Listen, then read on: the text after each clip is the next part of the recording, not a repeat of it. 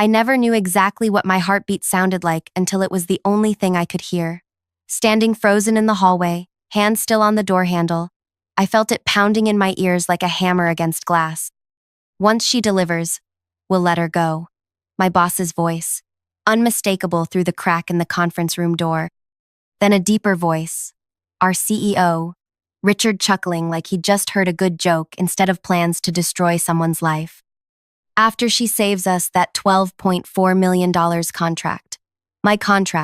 My work, my 18-hour days for the past 6 months.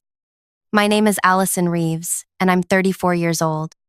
Before I go further, please like this video, subscribe, and tell me in the comments where you're watching from. I honestly read every comment and would love to connect with you. Because what I'm about to share isn't just a story. It's the moment my entire understanding of loyalty and professional worth collapsed, and what I chose to do about it. I'd been with Pinnacle Solutions for 7 years. Not some fancy tech startup with ping-pong tables and cold brew on tap. Just a mid-sized consulting firm where I'd climbed from junior analyst to head project manager through nothing but relentless work and sacrifice.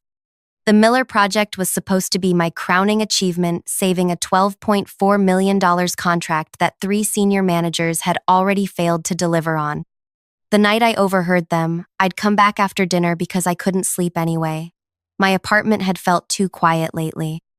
3 months before, my fiancé Michael had finally had enough of my dedication to the job and moved out, taking even the potted plants I'd never had time to water.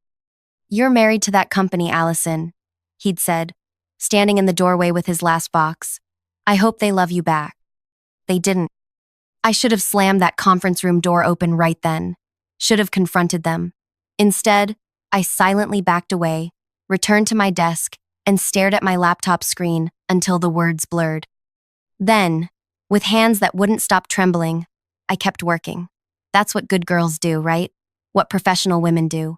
We swallow the betrayal, process the hurt on our own time.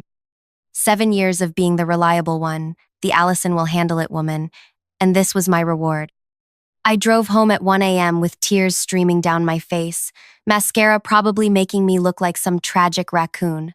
But by morning, something had shifted inside me. The hurt had hardened into something else. Something with edges. The Miller Project wasn't just any contract. It represented exclusive rights to develop software for 3 of the largest hospitals in our region. The previous project managers, all men with MBA degrees from schools they never failed to mention, had bungled the requirements gathering, promised impossible features, and created a mess of code that barely functioned. The client, Westridge Health Group, was ready to walk. That's when my boss, Nathan Cooper, had called me into his office with that fake concerned look on his face. "Allison, you're the only one who can salvage this," he'd said, both hands pressed against his desk like he was physically transferring the burden. "Your attention to detail, your relationship skills. We need you." And God help me, I'd felt proud, special, chosen. What I didn't know then was that I wasn't chosen for my skills. I was chosen because I was expendable. The next morning after the overheard conversation, I arrived at work earlier than usual. My eyes were swollen despite the cucumber slices and cold spoons I'd pressed against them at 5 a.m. I wore my sharpest blazer, the navy one with structured shoulders that always made me feel like I was wearing armor. Nathan was already there, which was unusual. He smiled when he saw me, and I watched that smile with new eyes. How had I never noticed how it never quite reached his eyes? "Allison, just the woman I wanted to see. How's progress on Miller looking?"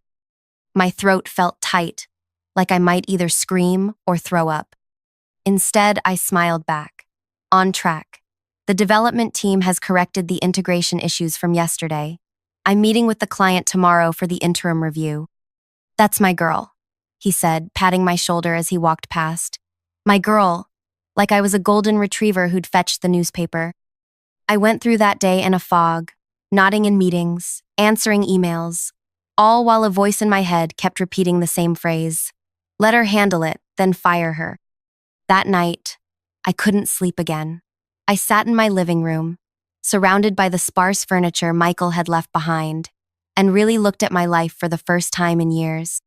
The promotion I'd been angling for, the corner office, the retirement plan I was building, all of it based on the belief that hard work would be rewarded, that loyalty mattered. What a joke. I opened my laptop and started looking at my options. I could quit immediately satisfying, but financially devastating. I could half-ass the project and watch it fail, but that would hurt my professional reputation more than theirs. Or I could do what I always did: excel, deliver, and then be discarded. Unless my fingers hovered over the keyboard. There was a fourth option. I could deliver exactly what they asked for and make sure I was the only one who understood exactly how I'd done it. The next 2 weeks were the most intense of my professional life. I slept maybe 4 hours a night. I stopped by the office gym just enough to maintain appearances, but every spare minute was dedicated to 2 parallel tracks: saving the Miller project and documenting everything. Nathan checked in daily, his friendly concern growing as the deadline approached. "You're working too hard, Allison," he'd say, leaning against my cubicle wall. "We appreciate the dedication, but take care of yourself." The fake concern made my skin crawl, but I'd smile and nod. "Almost there, just want to make sure it's perfect." "That's why we need you on this," he'd say. And each time, I recorded the conversation on my phone, which sat face down on my desk. I also started talking more with Sarah from legal, who'd always been friendly but distant, the kind of work acquaintance you exchange pleasantries with but never really know. Over lunch one day, I carefully steered our conversation toward employment contracts and terminations. "It's funny," she said, picking at her salad, "how many managers don't understand the concept of constructive dismissal or how detailed our documentation needs to be for clean terminations."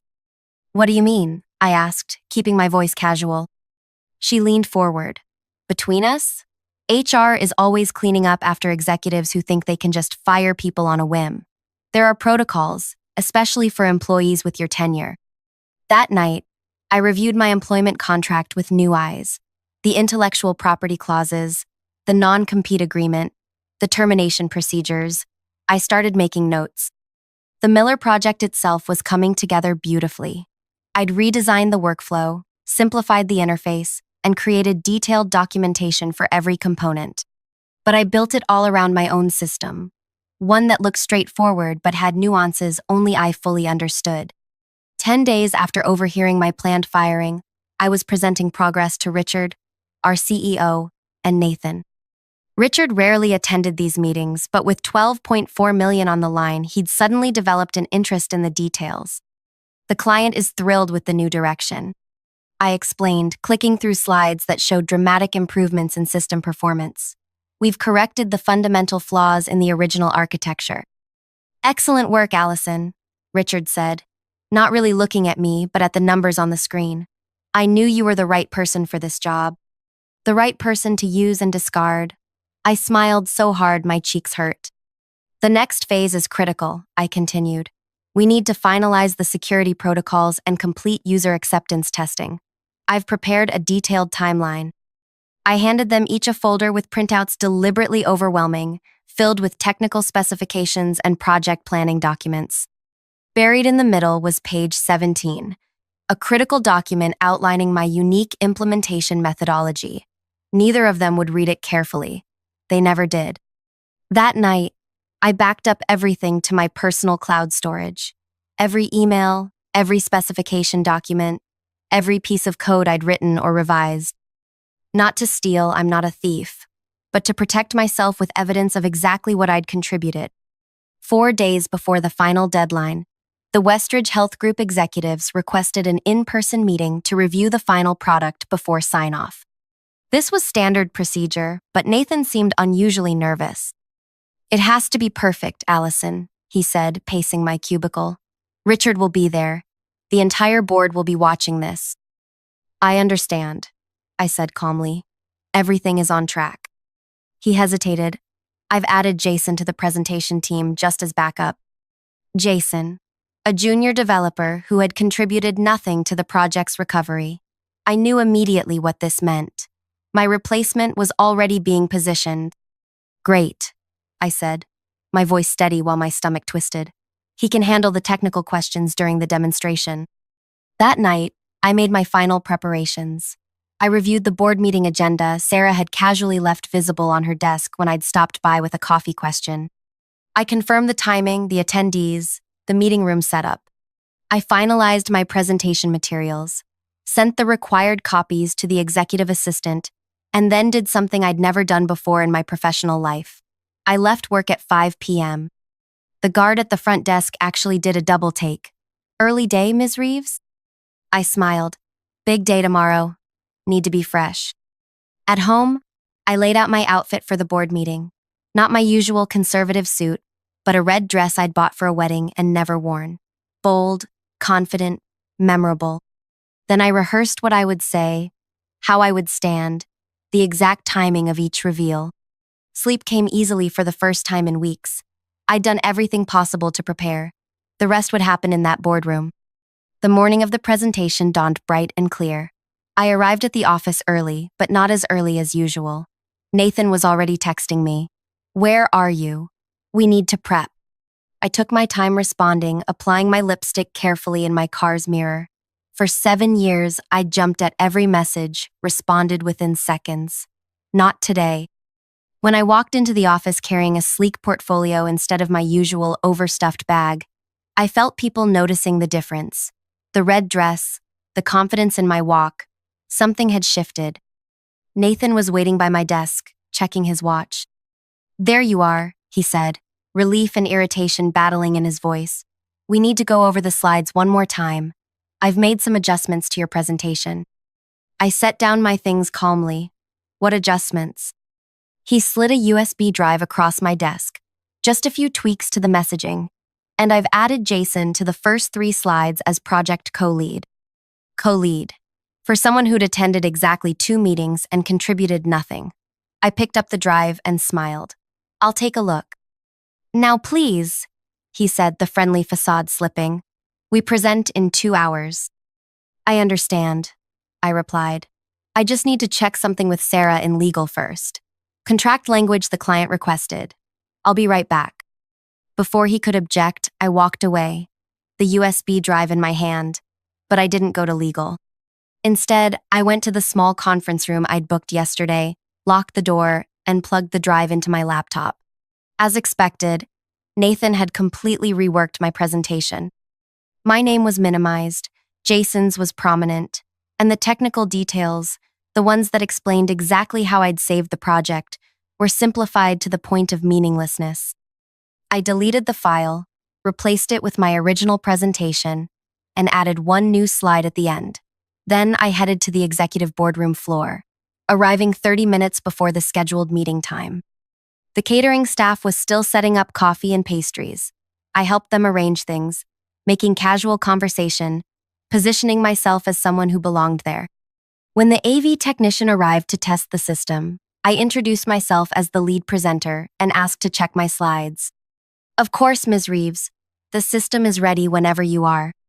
I uploaded my presentation, confirmed everything worked properly, and then sat in a chair in the corner, reviewing my notes while executives and board members gradually filtered in. Nathan arrived 15 minutes before the start time, looking increasingly panicked when he couldn't find me. When he finally spotted me already in the boardroom, his eyes widened. "Allison, I've been looking everywhere for you. Did you review the updated slides?" I nodded, my face serene. "Everything's ready to go, Nathan. The presentation is loaded and tested." Relief washed over his face. "Perfect. The Westridge team just arrived. They're in the lobby." As he turned to leave, I added, "Oh, and Nathan? I kept your changes to a minimum. I think my original version conveys the technical achievement more accurately." He froze, then turned back slowly.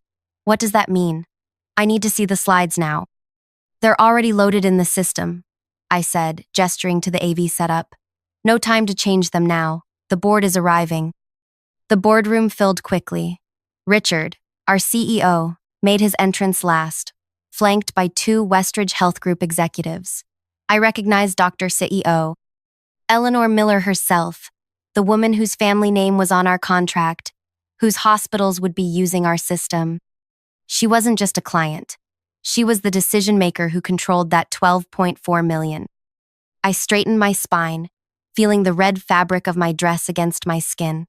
For 7 years, I'd worn muted colors, played the part of the reliable background player. Today, I was choosing visibility. Nathan was sweating now, casting nervous glances between me and the presentation screen. Jason arrived, looking confused when he saw me already seated near the presenter's position. Richard began the introductions, his voice booming with practiced authority. "We're delighted to present the completed Miller project today," he said, gesturing broadly. "Our team, led by Nathan Cooper, has transformed the original concept into a state-of-the-art hospital management system that will revolutionize your operations." Not a single mention of my name, I wasn't surprised. "Nathan, why don't you take it from here?" Richard said, settling into his chair at the head of the table. Nathan stood, buttoning his jacket with slightly trembling fingers. "Thank you, Richard. We're extremely proud of what we've accomplished. I'd like to introduce Allison Reeves, who has assisted with the project implementation, and Jason Mercer, who has been instrumental in the technical architecture.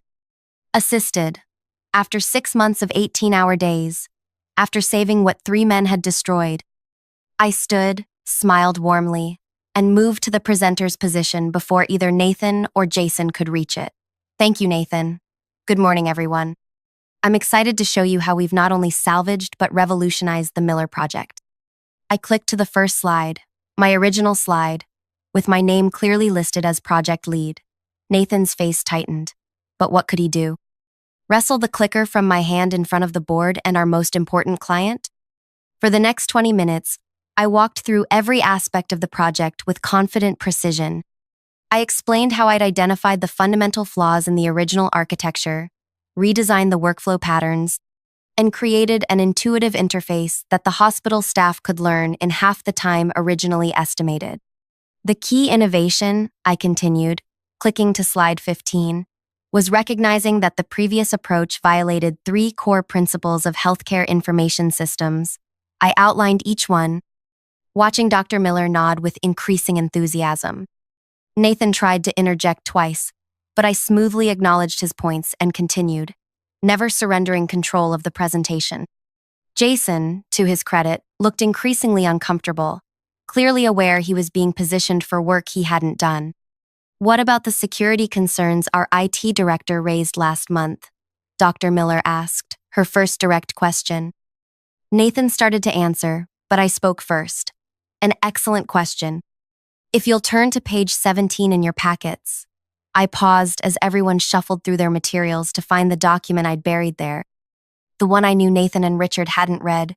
"You'll see our comprehensive security protocol, which exceeds industry standards in 3 critical areas." I walked them through it, watching Dr. Miller's expression shift from skepticism to approval. By the time I clicked to the final slides, the energy in the room had transformed. The board members were leaning forward. The Westridge executives were exchanging impressed glances. "In conclusion," I said, "we've delivered a system that not only meets your original requirements, but enhances operational efficiency by an estimated 34% over your current processes." The implementation timeline on page 23 shows we're ready to begin rollout next week, with full deployment completed 2 weeks ahead of schedule. Applause broke out, actual applause, from the Westridge team. Richard was beaming now, dollar signs practically visible in his eyes. Nathan was attempting to look proud, while simultaneously looking like he might vomit. "Any questions?" I asked, standing tall in my red dress. Dr. Miller spoke up. "Just one. This is impressive work, Ms. Reeves. I'd like you to personally oversee the implementation at our flagship hospital." Before Richard or Nathan could respond, I smiled directly at her. "I'd be honored, Dr. Miller. However, there's something I should address first." I clicked to the final slide, the one I'd added last night, the one neither Nathan nor Richard had seen. On the screen appeared a simple statement: "Project continuity concerns." The room went silent. "What's this?" Richard asked, his smile faltering. "A critical consideration for the success of this project," I said calmly. "As the sole architect of the revised system, I've created detailed documentation for every component. However, there are nuances to the implementation that only I fully understand at this point." Nathan's face had gone from red to white. He knew what was coming. I recently learned, I continued, my voice steady despite my pounding heart, that Pinnacle planned to remove me from the project immediately after today's presentation. Before the actual implementation, before the training, before ensuring the system functions as promised. Richard stood abruptly. This is hardly the time or place. I disagree, I said, not raising my voice, but not backing down. This is exactly the time and place, because it directly impacts Westridge's $12.4 million investment. Dr. Miller's eyes narrowed. What exactly are you saying, Ms. Reeves? I turned to face her directly. I'm saying that 10 days ago, I overheard Nathan and Richard discussing plans to terminate my employment once I had saved your contract. Their exact words were, let her handle it, then fire her. The boardroom erupted in murmurs. Dr. Miller's expression hardened as she looked between Richard and Nathan. Is this true? She asked them. Nathan stepped forward. Allison is obviously misinterpreting something she thinks she heard. I have the recording, I said quietly, pulling my phone from my portfolio. Would you like me to play it? The blood drained from both men's faces. I hadn't been recording in the office that night. I'd been in the hallway, but they didn't know that. What they did know was that I'd been recording our recent conversations, and there was enough damning evidence there to make them uncertain. Dr. Miller turned to Richard. I find this disturbing, to say the least. We're entrusting our entire hospital network to this system.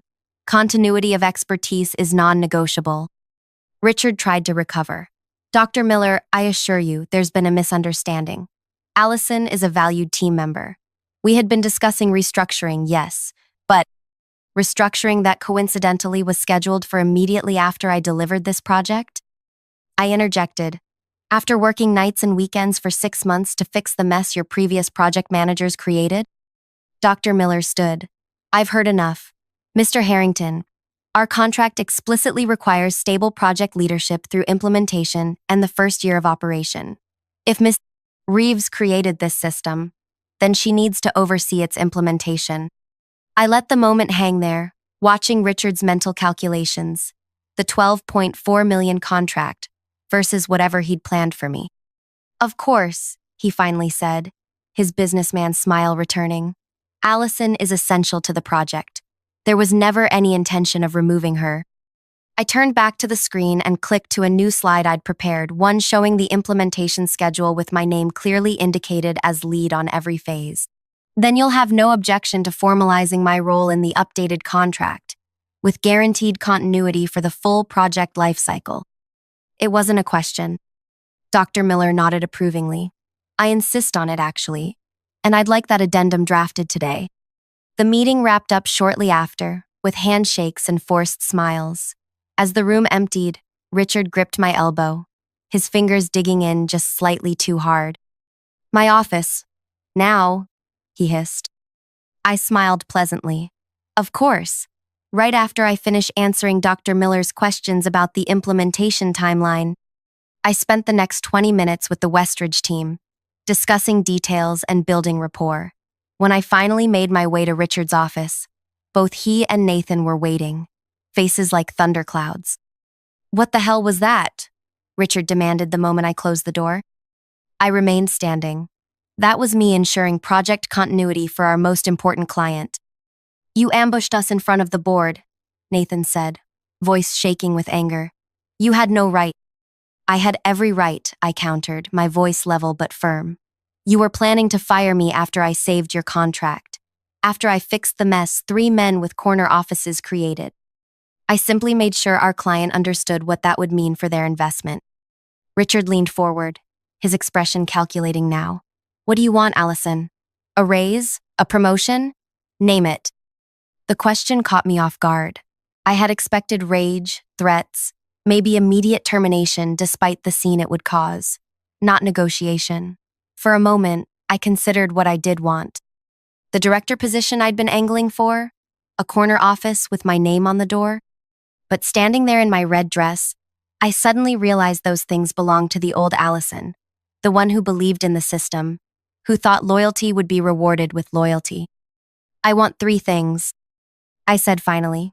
First, The lead role on the Miller Project implementation, fully documented and contracted, with a completion bonus equal to 5% of the contract value. Richard's jaw tightened, but he nodded. Second, I want a formal retraction of any termination plans, with Sarah from legal present as witness. Nathan started to protest, but Richard cut him off. Fine. Third, I continued, feeling a strange calm now. Once the Miller Project is successfully implemented and the first quarterly review completed, I want a clean departure from Pinnacle. A generous severance package, excellent references, and no non-compete restrictions. They both stared at me, confused. You want to leave? Nathan asked. After fighting to stay? I looked at him directly. I'm not fighting to stay. I'm fighting for the respect and recognition I've earned. There's a difference. Richard studied me with new eyes. You could have a future here, Allison. Today showed what you're capable of. Today showed what you're capable of too, I replied. And that's not something I can unknow. The aftermath was surprisingly quiet. Word spread through the office. Of course, whispers about how I'd outmaneuvered the executive team, secured my position on the biggest contract in company history, and somehow extracted concessions no one had seen Richard Harrington give before. Sarah from legal called me that afternoon. I just drafted the strangest contract addendum of my career, she said, sounding impressed. Congratulations, I think? Thank you, I said, for that and for the casual information about termination protocols. She laughed softly. I might have noticed some concerning conversations. Professional women need to look out for each other. The next 6 months were intense but rewarding. I led the Miller Project implementation with complete authority. Nathan was mysteriously reassigned to another division. Richard treated me with a wary respect that never warmed into anything genuine, but I didn't need his approval anymore. The system rolled out smoothly across all 3 hospitals. Staff training went better than projected. Dr. Miller herself called me the most effective project manager she'd ever worked with during the final review meeting. When I submitted my resignation letter exactly 1 day after that review, Richard didn't seem surprised.